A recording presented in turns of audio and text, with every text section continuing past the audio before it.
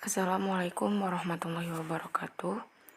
Saya Sri Wayu Adelisa dengan NIM 0104183163 dari kelas MDD untuk memenuhi tugas ujian akhir semester mata kuliah hadis tematik.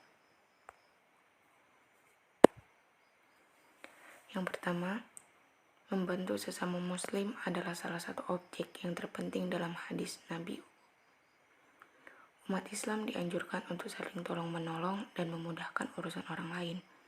Dengan demikian, Allah akan melepaskan dirinya dari suatu kesusahan pada hari kiamat kelak, serta akan memudahkan di dunia dan akhirat. Dari Abu Hurairah, Nabi SAW bersabda, "Barang siapa yang telah melepaskan satu kesusahan orang mukmin, pasti Allah akan melepaskan dirinya dari kesusahan pada hari kiamat." Barang siapa yang menjadikan mudah urusan orang lain, pasti Allah akan memudahkan di dunia dan di akhirat. Barang siapa yang menutupi aib orang muslim, pasti Allah akan menutupi aibnya di dunia dan akhirat. Allah senantiasa menolong hambanya selama hamba itu suka menolong saudaranya. Hadis riwayat Muslim. Dan korelasi antara membantu sesama muslim dengan kehidupan bermasyarakat sosial. Manusia sebagai makhluk sosial yang tidak dapat hidup sendiri tanpa bantuan orang lain, dianjurkan untuk saling membantu terhadap sesama manusia lain. Dengan membantu orang yang mengalami kesusahan dan membutuhkan bantuan, kita telah melakukan kewajiban sebagai umat muslim. 2. Rambu-rambu Allah. Sesungguhnya di antara syariat Allah itu ada yang hukumnya wajib, yang harus dilakukan dan tidak boleh disia-siakan. Allah telah mewajibkan kewajiban kepada para hambanya untuk mewajibkan perkara-perkara tersebut dengan pasti, serta meyakinkan sebagaimana yang dinyatakan oleh para ulama, bahwa perkara yang fardu ada dua macam. Pertama, fardu kifayah dan fardu ain. Tanpa rambu tak akan pernah adanya toleransi. Semua akan saling sikut, berebut cepat, dan tatanan aturan akan kembali ke hukum rimba. Manusia menjadi serigala bagi manusia yang lainnya. Siapa kuat, dia yang menang. Pendek kata tanpa rambu, tanpa tanda batas, manusia akan melampaui batas. Karena itu, kita perlu satu pedoman, satu rambu untuk melintasi perjalanan panjang ini.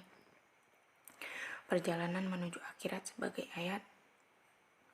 sebagaimana ayat, sesungguhnya kehidupan di dunia ini hanyalah kesenangan atau sementara, dan sesungguhnya akhirat itulah negeri yang kekal.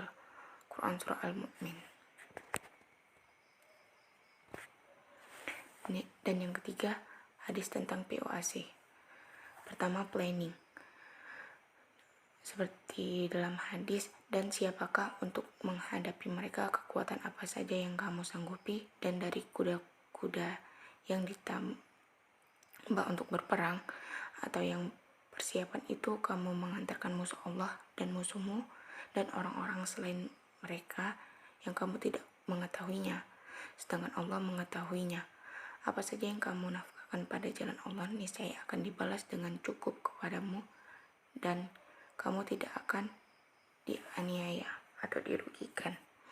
Quran Surah An-Anfal ayat 60. Lalu, organizing. Sesungguhnya Allah menyukai orang yang berperan di jalannya dalam barisan yang teratur, seakan-akan mereka seperti suatu bangunan yang tersusun kokoh.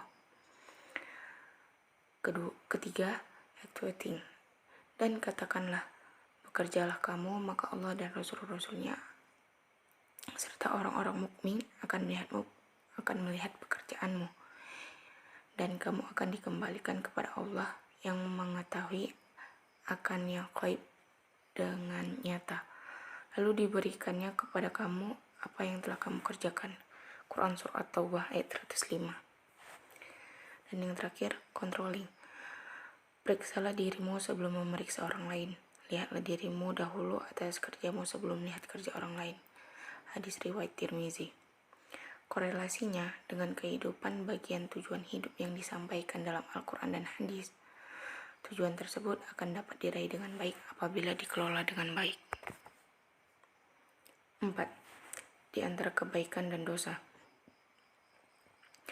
Diriwayatkan dari Nawas bin Sa'am radhiyallahu anhu, aku tinggal bersama Rasulullah SAW di Madinah selama 1 tahun. Yang membuatku tidak mau pergi dari beliau adalah hanya ingin bertanya tentang pengetahuan. Sedangkan apabila seseorang di antara kami berhijrah, tidak pernah bertanya kepada Rasulullah tentang apapun. Lalu aku bertanya kepada beliau tentang kebaikan dan dosa. Rasulullah bersabda, kebaikan ialah budi pekerti yang luhur, sedangkan dosa ialah sesuatu yang menimbulkan keraguan dalam hatimu, dan engkau tidak suka dalam hal itu diketahui orang lain. Hadis riwayat Muslim. Kebaikan itu menebarkan kemanfaatan dan kenyamanan. Setiap manusia dari hati terdalam akan mengakui dengan jujur dan ingin mengikutinya sebagai teladan, menenteramkan jiwa dan memberi kebahagiaan, selaras dengan yang maha pencipta dan alam ciptanya.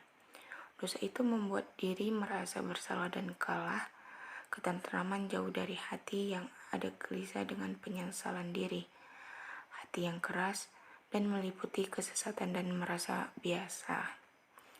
Hati yang masih naungi iman akan merasa tidak biasa, membersihkannya dengan cara bertaubat, tak mengulanginya lagi dan berusaha terus menebar manfaat.